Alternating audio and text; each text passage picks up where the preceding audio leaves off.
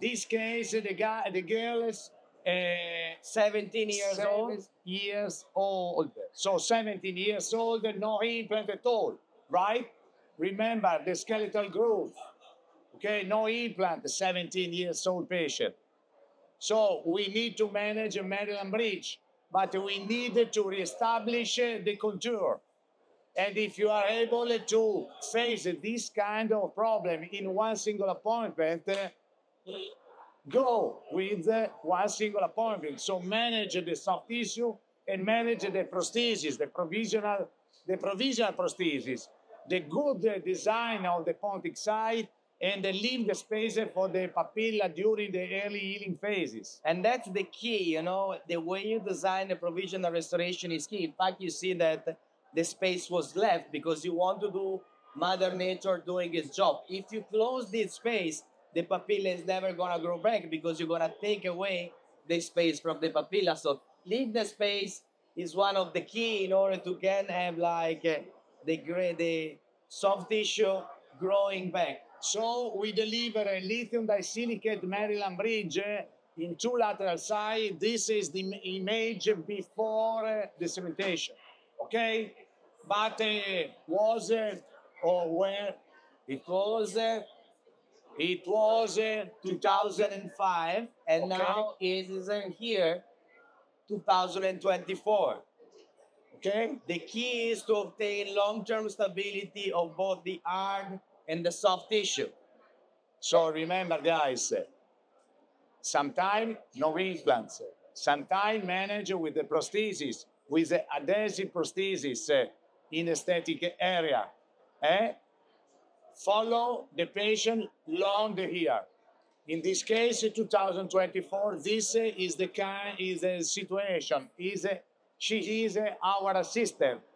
So we see day by day, okay, her. And the key here is see that the pink is optimizing the white. So it's always important to manage both the white aesthetic of the tooth together with the pink, especially when you are managing this kind of cases that are showing the critical interface, which is the transition zone, where the tooth is finishing and where the soft tissue is beginning. And so in order to do that, it's very important to do what? To analyze what is the literature is telling us, which are the most challenging scenarios. Maybe two implants next to each other is the most challenging scenario, especially between a central and the lateral. Look at the number. If you place two implants adjacent to each other, the average number is 3.5.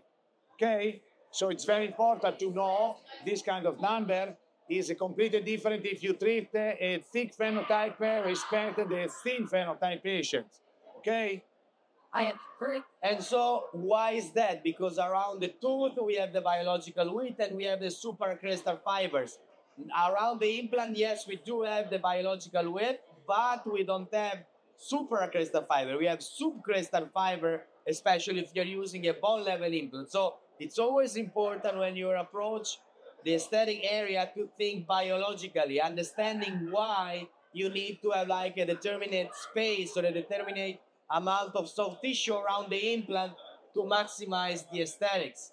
And so we believe that there are many ways to go to Rome in the aesthetic zone. There are like tooth and a pontic side, two implants next to each other, one implant in an immediate place. But the key is to manage both soft tissue, hard tissue, and tooth at the same time whenever it's possible. So the perio is optimizing the pros and the other way around. Okay. So in the anterior areas, we should ask prosthetically, do we have problems? What are the problems that we have? And if there are problems, which are the solutions? And the problem are, for example, the surrounding teeth and the surrounding peri-implant tissue. How can we grow the papilla back consistently? Always by thinking biologically, because we know, unfortunately, that every patient, even those patients that are showing like a low frontal smile line, interventally they are showing a little bit, at least a little amount of papilla. Remember that in the profile picture, you see the tip of the papilla. Okay? Also, if you have in front a low smile line patient, okay? And so if you want to recreate the papilla, we need to know how this papilla is long, in between the teeth, in between the central incisors, in between the lateral, in between the canine. And if you know the length, we should know where is the bone peak contact, and accordingly, we are going to design the proximal contact points, which is giving the distance between the contact points and the bone peak. Guys, this is made true by several articles. This is the most famous one from Dennis Tarnow, 1992. But there are other articles which are basically saying the same, that if that distance is less than 5 or 6 millimeters, it's most probable that you're going to regain the papilla in that space. If that distance is higher, the percentage is going to be decreased. So, of course, here you see that we have problems. And what are these problems driven from? Look, several problems here. 2 implants adjacent, okay? But also the inclination. Look, the hole of the screw in the vestibular side. Look, the keratinoid tissue around the implant. Look at the recession of the mucosa margin around the implant. Look at the asymmetry at the level of the implant. Today, we have a technology. Today, we can plan in technology, in the software. So today, when you place an implant, it's very important to place it in the right way, the implant. No mistake at all during the surgery. Okay? And it's much better to make mistake in the computer rather than in patient, because then to solve this kind of complication, it's a nightmare for us, but also for the patient, because here is simply a matter of like poor implant placement. And most of the mistakes or most of the failures which are described in the literature are because a poor placed implant. As soon as I unscrew the prostate, look the position of the head of the 2 implants, respect the line that connect the root profile of the adjacent teeth. Is incredible, are always vestibular. And so in this case, the problem was not only a poor implant placement in terms of like buccal palatal, but also in terms of like implant depth, because especially the lateral implant is way too shallow. And so in order to do that, we need to remove the 2 implants, replace them, guided bone regeneration, soft tissue augmentation, change completely the environment, which this is a lot of work. Need to do a lot of work to reestablish the situation. Cioè extract all the implants, replace 2 implants in optimal position, and reestablish the hard and soft tissue around the implant and around the crown. So need a long time to reestablish, and need several costs for the patient. Biological cost, but also for the money. And this means that the patient is going through, after like only 6 months of these 4 crowns were placed, another procedure that took time, that of course it is possible to be done, but it could have been avoided by placing properly the implant and properly treatment plan. And despite of our effort, despite our effort and patient effort, look at the height of the papilla around the 2 new implants, respect the papilla around the 2 teeth in the other side. Okay? Is of course, it's very important. We want to stress this concept in the aesthetic zone. Use guided surgery and properly place your implant, because if not, you are going to have a lot of complication that patient needs to manage, and patient needs to like... And look the patient journey of this case. So remove all the implants, but the position, I position a provisional restoration, cement in the 2 teeth abutment adjacent, because in the teeth abutment there were 2 old crowns. So utilize the two old apartment to deliver a fixed provision restoration. Then start the surgery. Remove the implant, wait the healing, place the new implant, try to re-establish the hard tissue, sense the GBR solution, and then try to reconstruction the soft tissue around the implant. But this takes time. This takes money from the patient. This takes morbidity for the patient. And this is only because a mistake in planning and placing the implant. Wait a lot of time to manage with the provisional restoration the new soft tissue around the implant. Tessuto cicatrizale. Scar tissue. Scar tissue. Okay? It's not easy, no, to manage the scar tissue around with the provisional restoration. So waiting a lot of time. So to make a long story short, in the anterior area, it's mandatory to properly diagnose the anatomic scenario that you're dealing with and to properly plan in order to perfectly positioning the implant according to the anatomic scenario that you're dealing with. And that's why digital in implant dentistry is a no-brainer, because it gives you the opportunity to reduce and minimize the risks and also being more efficient in your time frame in your yes, practice. Because you have in the same platform, you have the STL file from the soft tissue, you have the DICOM file, the hard tissue, and you have the project from the lab technician. So it's very easy to project and to plan in a correct way the position of the implant, respect the prosthesis, and respect the position of your alveolus. And so what are the solutions? We have seen that there are problems, right? What are the solutions? What are the solutions? For us, the solutions are a combination of factors. Combination of the way the implant that you're placing, but also the prosthetic component that you're going to place on top of the implant. The design of the implant connection, that's another variable. Which kind of surgery you're going to apply in this kind of anatomic scenario. And also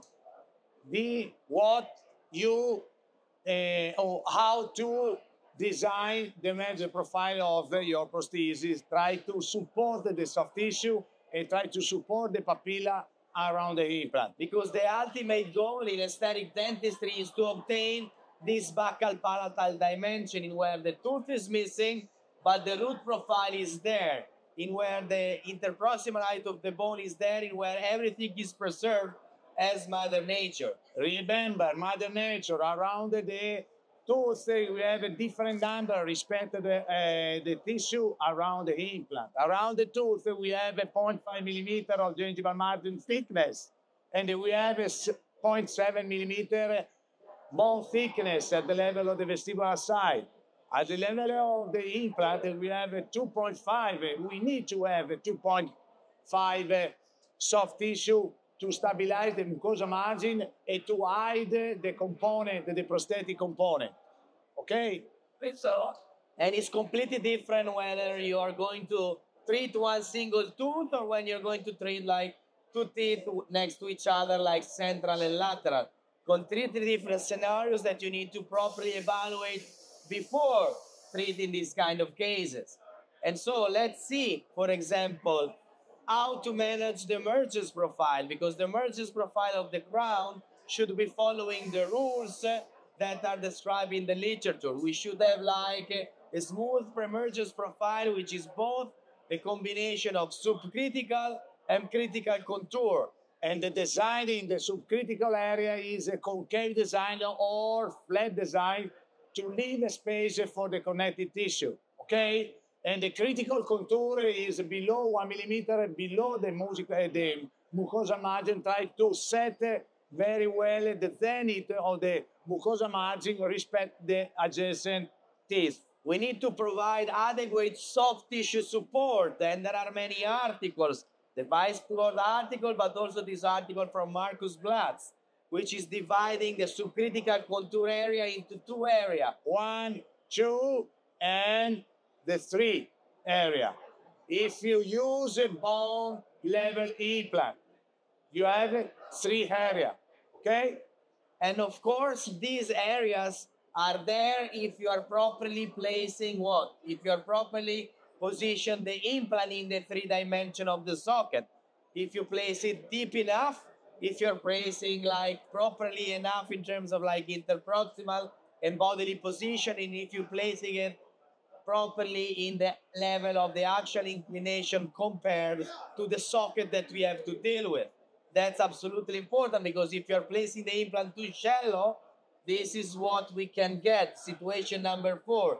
There is no room for creating a nice soft tissue support of your crown. Yes. Situation number 1 is the best way, because you can start narrow and little by little going wide.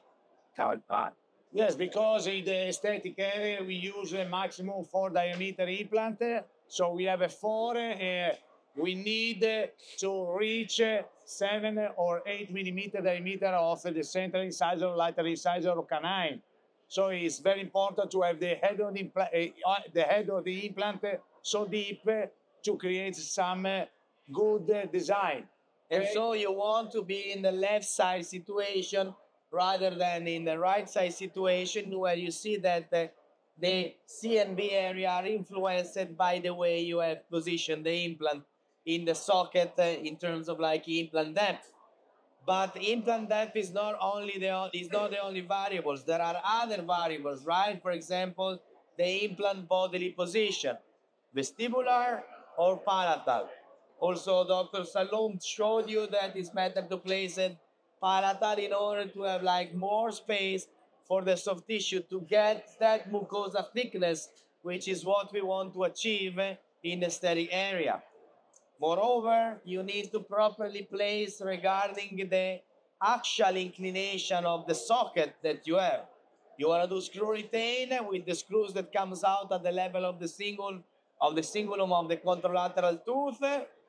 Not always possible due to the inclination of the socket, but nowadays we have prosthetic components that are giving you the opportunity to close the case always in a screw retain fashion.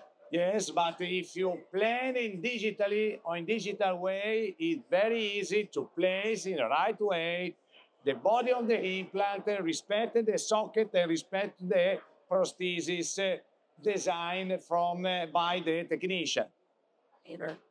So the implant design plays a pivotal role. Everything also that you're going to place on top plays a pivotal role.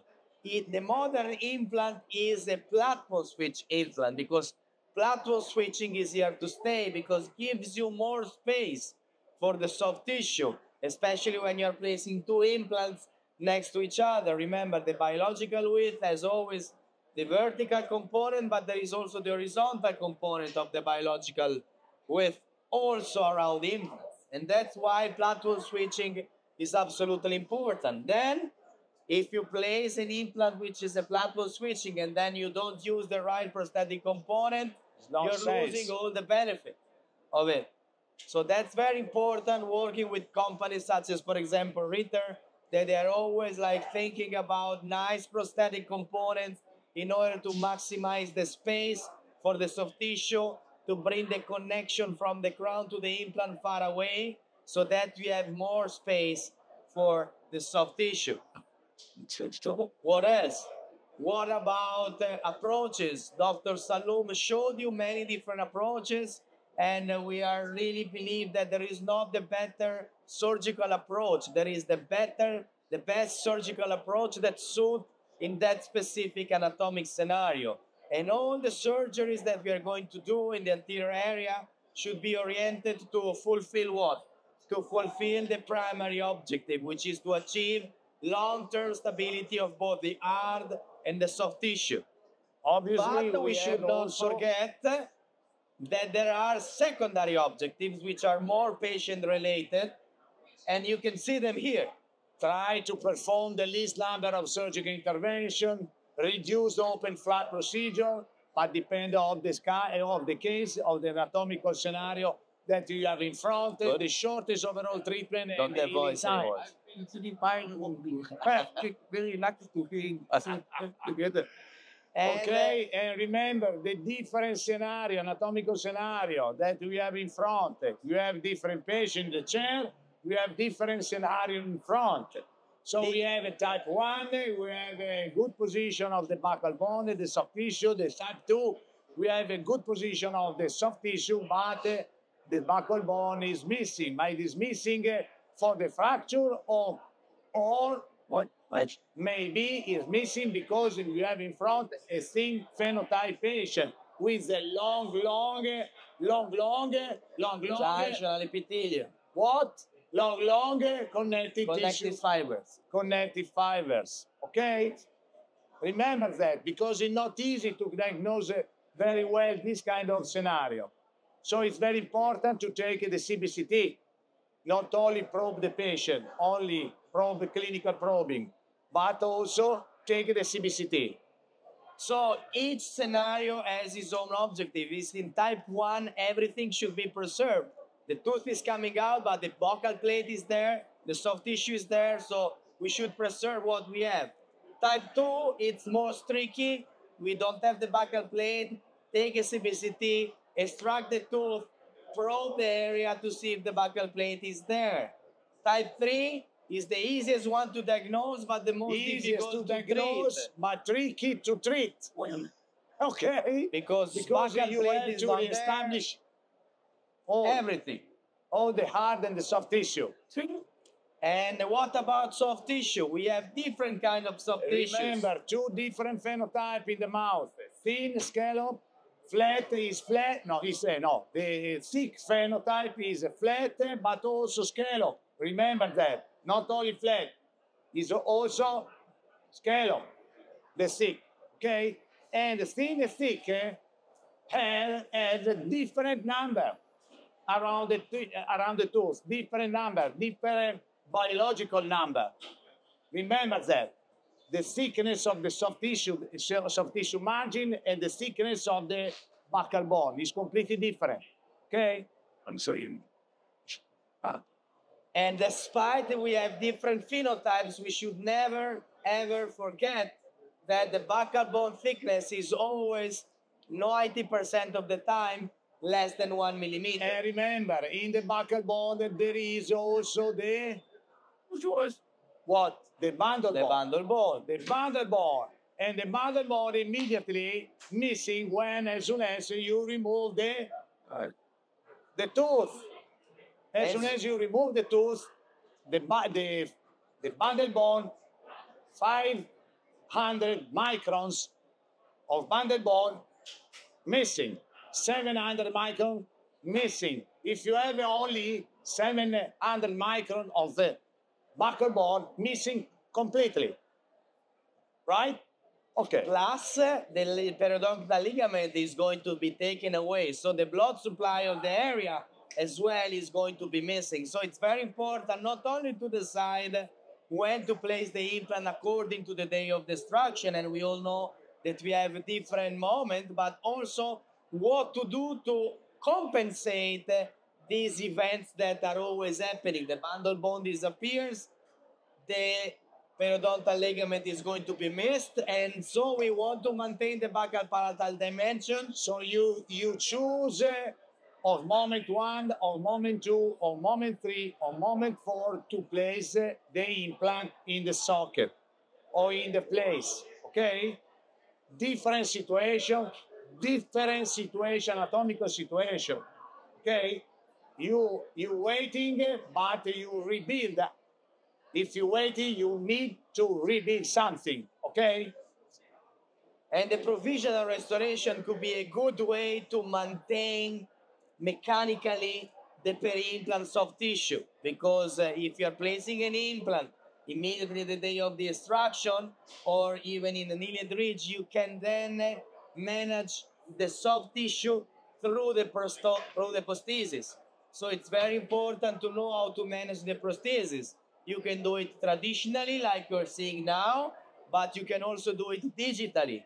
What is important is that the concept that you're going to place in the computer are coming from the traditional fundamentals of prosthetic dentistry. So you place the implant, probably you are in the aesthetic area. You place the implant at the level of the palatal side, right?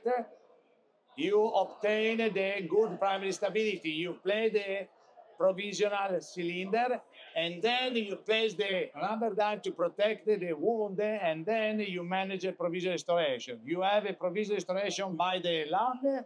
You pass the provisional restoration around the tooth link, and then place the resin in this case and waiting the setting time.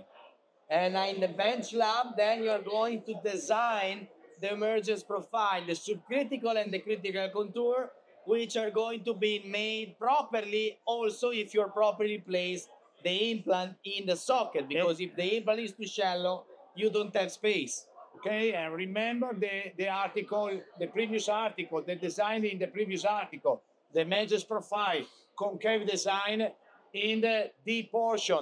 Try to leave space for the soft tissue during the early healing phases. Because what you want is that the epithelium attach to the provisional restoration, and in order to do this, there are several articles that I'll explain to you how to treat also the portion that goes below the soft tissue, so try to avoid any varnish material that doesn't like, that the tissue doesn't like. So as soon as you deliver the provisional restoration, the restoration has to support very well the soft tissue at the level of the margin, the mucosa margin, but also at the level of the papilla. So you need the contact point. Remember the contact point in the provisional restoration.